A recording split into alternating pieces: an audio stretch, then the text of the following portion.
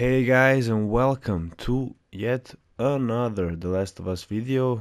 I know I've been gone for a while now, and I apologize for that. I've hit a couple of snags and a couple of mishaps happened, but now we're back in business, and hopefully I'm back stronger than ever.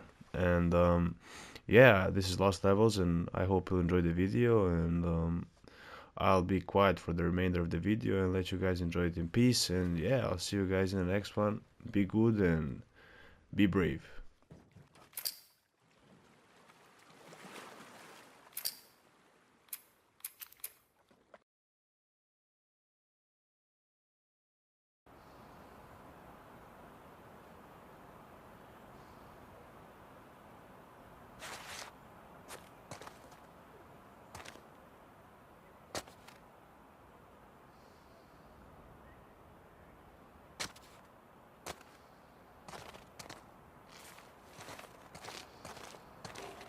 Originally, this level was going to transition us to farm.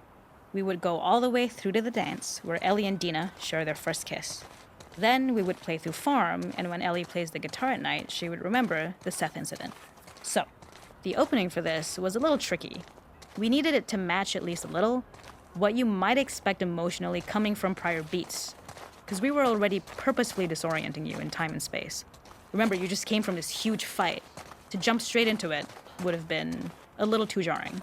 After some back and forth, we rooted it in Ellie's nerves, calling back to her hands shaking in the theater. But this time, for a much more innocuous reason we'll find out later. She's nervous because she has a crush on Dina, who is the only reason why she's here at the dance. Something we really wanted to do was highlight the way their lives had turned upside down since she went down this path. We had this idea of recontextualizing all of our usual gameplay mechanics that were designed for really violent ends.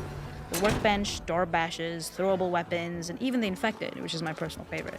Peppered throughout the level are moments of levity or shared history, all the while seeing how happy and mundane they all were before her huge revenge odyssey.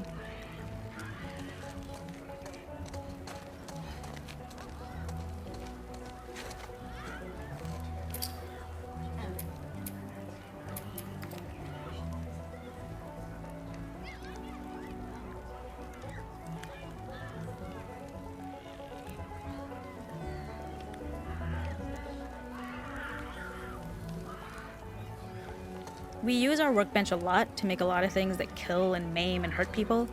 Here, we had the silly idea of using the same feel, harkening back to the same animations, using the exact same UI to instead fix a drink. Like the workbench, you could pick your base, and then you could add something to it. And at the time, we had some different reactions from Ellie based on how strong you chose to make the drink.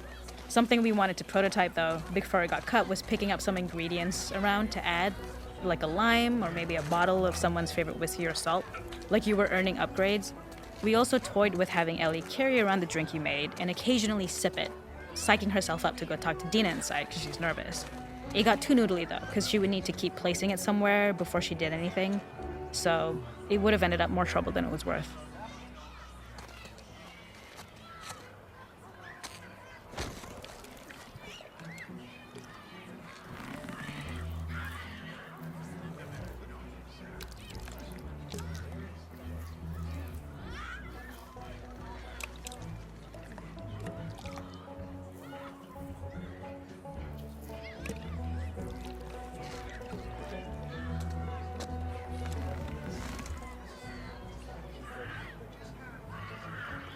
The makeup artist is pretty simple. It's one of those little in-game scenes we peppered in to make it feel like Ellie had roots in the town. Hallie, our writer, mentioned that in her mind, an ex-girlfriend of Ellie's tattooed her arm to cover up her scar. So we figured this might be the only time you get to see that. We wanted to hint at it and allude to it and make it feel like there had been so much more that had been happening and so much more that Ellie threw away.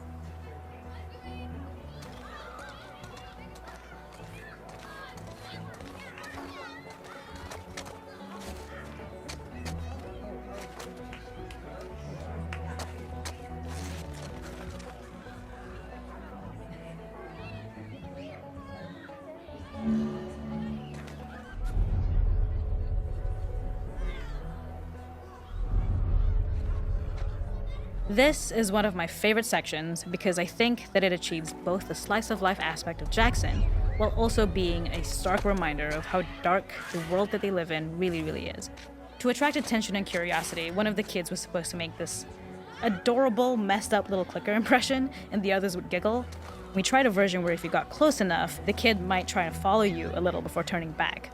Since clickers are blind and move by echolocation, for this game of messed up tag, Ellie must close her eyes and listen for when the children give themselves away. The thought was that these kids are in relative safety. They still grow up with the dangers of clickers and runners, and all those lessons would embed themselves in the games that they play.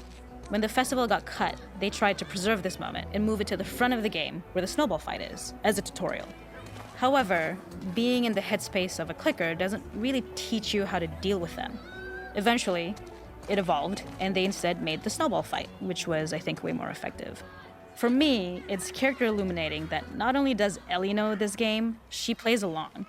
There's a familiarity with the kids that's really nice to see, especially because it's such a difference from the Ellie we see later, who has a sort of hollow normalcy that she's trying to get with JJ, but kind of fails. It is not a festival without one of these throwing games. This one, of course, uses our throwable system where you're often chucking explosive things or stunning things, but for a more wholesome purpose, although some people take this game really seriously. A fun aspect of this is if you did well, you could win a toy here. Ellie would place it in her pocket. If you had done this, you'd find the toy with JJ, the baby, later back at the farm. When we cut this, the toy made it through anyway because it was so cute. It is the same one you see on the tractor at the farm. Ollie the elephant.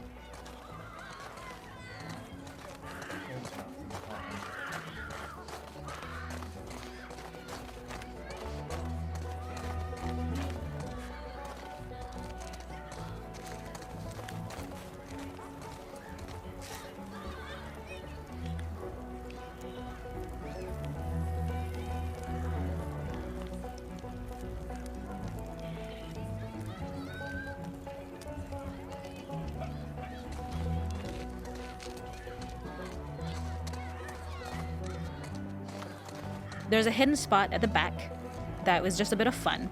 It was highlighting Jackson's normalcy with something we would find in a real world. In the back, you would find teenagers finding some alone time with each other in a dark corner of a party. It was rewarding the player for peeking into a hidden corner, but ultimately redirecting them back to the festival. We also had versions of them smoking weed here, despite Maria's consternation, probably having gotten it from Eugene.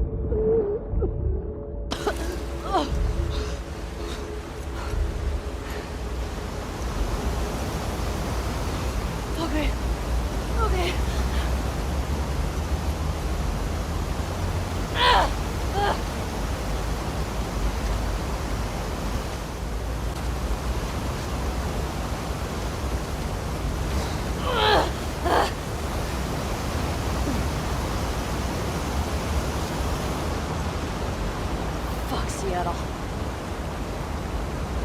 Okay. Where the hell am I?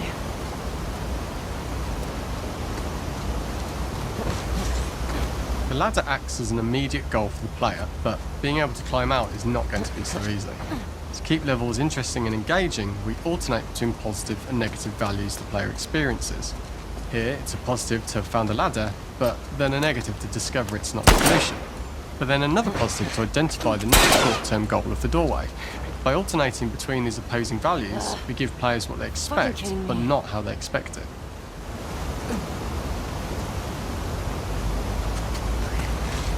Okay. There's gotta be another way out.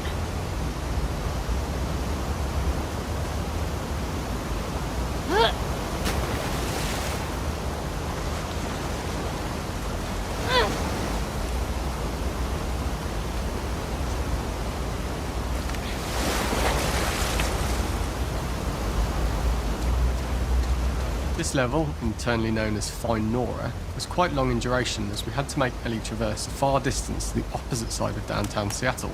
The sewer section was originally longer than what we released the game with, approximately 10 minutes more.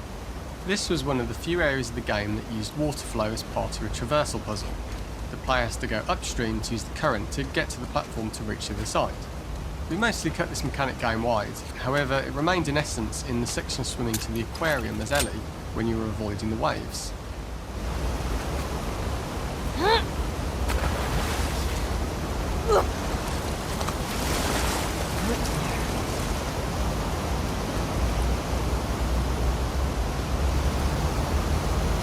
When players reach the doorway and enter into the room, they are faced with a dead end. The real reason for this dead-end room is that on the reversal when exiting back out of the doorway, players are faced with a route onwards. A pipe that they'd not been able to see when they were swept past it on the way in, and something that was hidden from view when on the side platforms. The intention here being that the only option is to go off the standard path in order to search for a way out.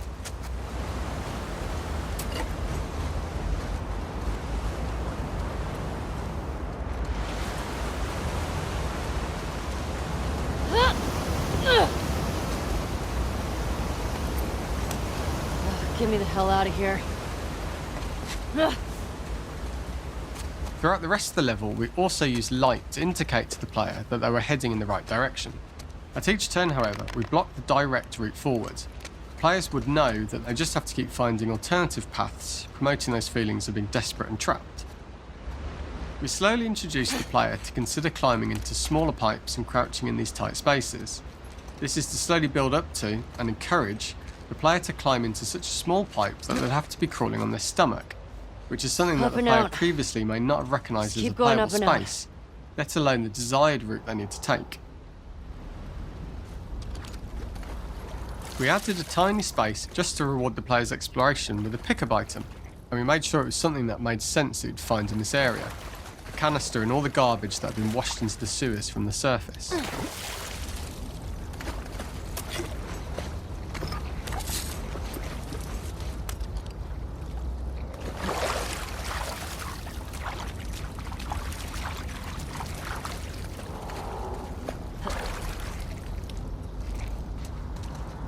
We loved the idea of making Ellie prone through a tiny dirty pipe in order to get out, as it was a great opportunity to use our prone mechanic.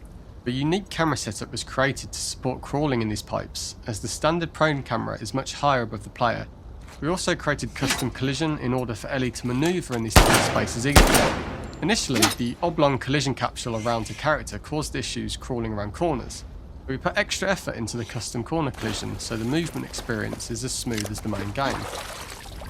Fuck. Okay. Don't lose your shit, Ellie.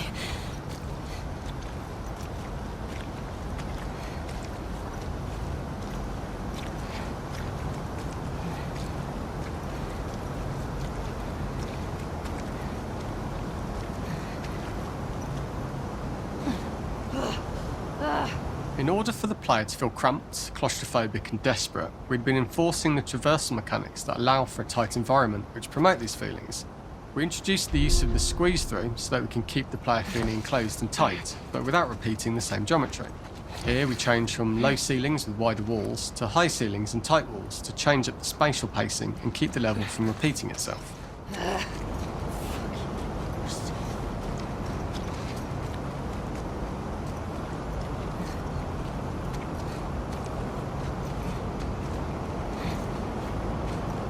This would be a really shitty place to die.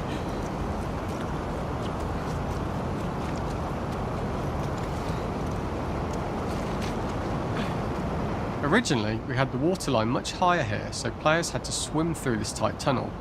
However, from watching user test feedback, it was occasionally causing people to discount the route entirely and turn back on themselves. So to avoid any risk of this happening in the final game, we present a lower water level so the tunnel is easy to see and commit to using. Although this isn't as impactful without the prone swim, it's the better decision as it means a smooth experience for the player with no backtracking frustration. As we surface from the water and over the crest of the slope, we reveal what is further in this tunnel. A clicker that has sprouted and the fungus has grown on the sides of the pipe. It was great to see people who user tested this area becoming increasingly worried as we forced the player to squeeze past the fungus and inches away from the clicker's face, all the time not being sure whether the clicker might be alive or attack them. Although we aren't as cruel as to force a clicker attack in such close proximity, we do have a payoff for this moment. This clicker momentarily turned into Joel to show Ellie's PTSD from what happened to Joel at the start of the game. Ultimately, we decided to save this moment for the farm level, as it was more impactful there because it could become the centrepiece of that experience. Whereas in the sewers, we weren't able to make it as much of a narrative point and give it the breathing room and reaction time that it deserves, given the tight space.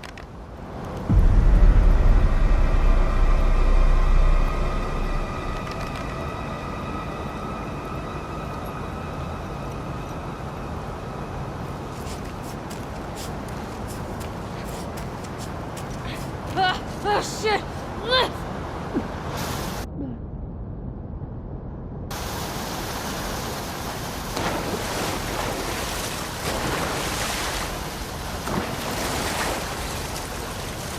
For the final section, we eventually opened you out into a wider area as you traverse through such tight spaces leading up to this. So changing the environmental pacing makes it begin to feel like we're coming to the end of Ellie's ordeal. An earlier iteration used the current that we'd shown at the start for a slightly tougher traversal puzzle to complete the sewers. The ladder was clearly visible from most of the area, but the player was faced with a fast-flowing torrent of water they couldn't cross. If the player attempted to jump into the water, they were not able to swim across the ladder due to the water's speed.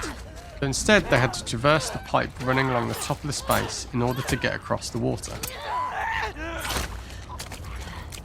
This is the first time we get to see stalkers that are embedded into the walls. So this optional room is a nice little early extra that the player gets if they explore. We also use the pickups to lure players over to be close enough to trigger the stalker's attack. And this caused quite a few jump scares with user testers who played our game before its release.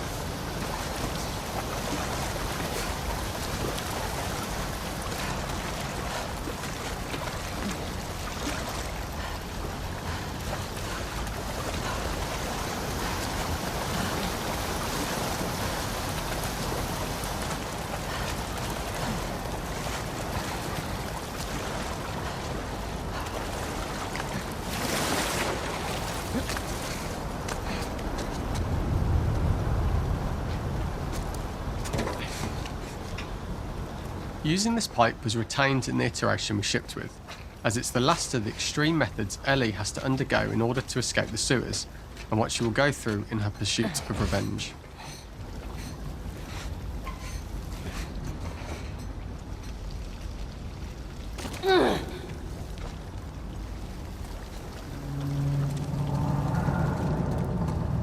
The last ladder climb is quite lengthy, and although we could have trimmed it down to a shorter climb, we liked how this last segment of the journey built anticipation for whether there was success at the top or not after all you've been through. Ultimately, the ladder exits out into the subway station, which is how it connects in the final game. Ellie then has to find her way to the hospital from here, crossing paths with the scars for the first time.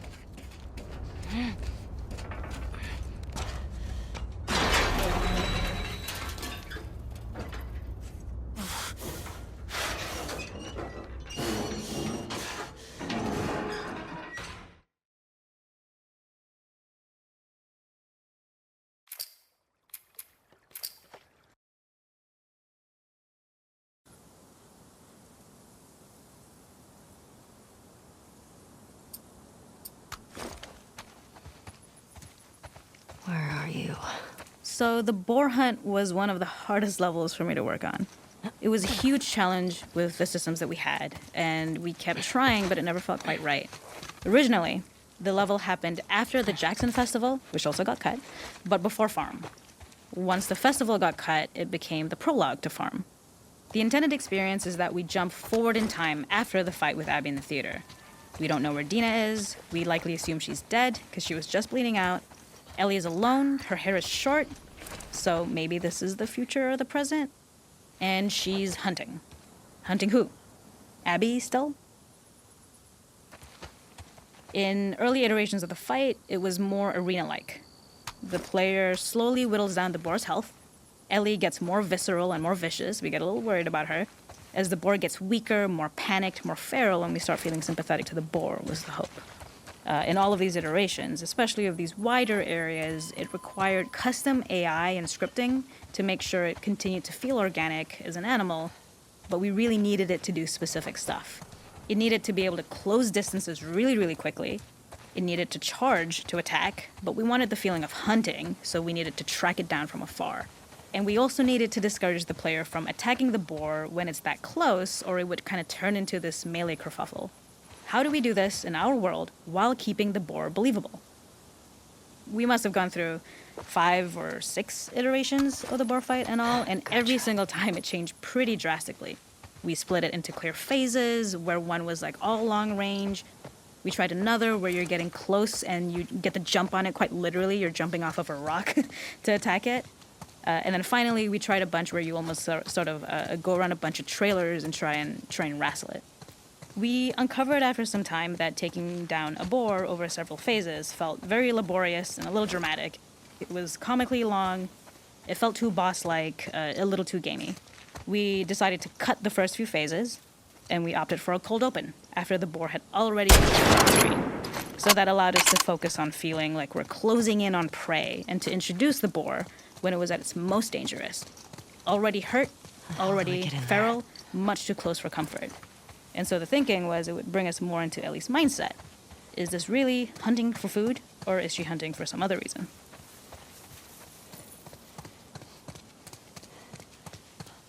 The gas station was built to highlight the boar's destructiveness. Since it's cramped, the boar feels larger. We also feel trapped with it, though perhaps it's trapped with us. When it charges, it gets to us quickly, so we must be on our toes.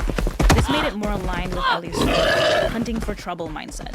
Listening became more important, as well as moving around slowly so it didn't hear you. Could you spot it before it saw or heard you? And could you get a shot off quickly enough so you could dodge out of the way? Or is the shot worth the cost after? It feels like a gamble. By the end of the fight, everything would likely be in shambles. The boar would burst through the back, and Ellie would follow it and finally enact revenge.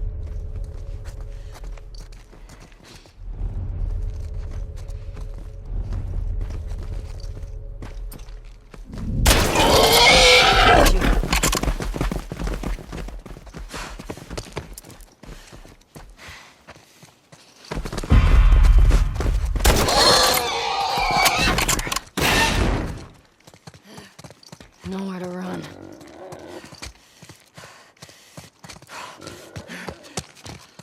The boar kill was supposed to be anything but glorious. With the boar whimpering at the back of the gas station after Ellie's relentless hunt. After this, hearing the drone that we kind of come to associate with Ellie's trauma, we would hard cut to the stream where she's washing her hands and holding rabbits that she hunted.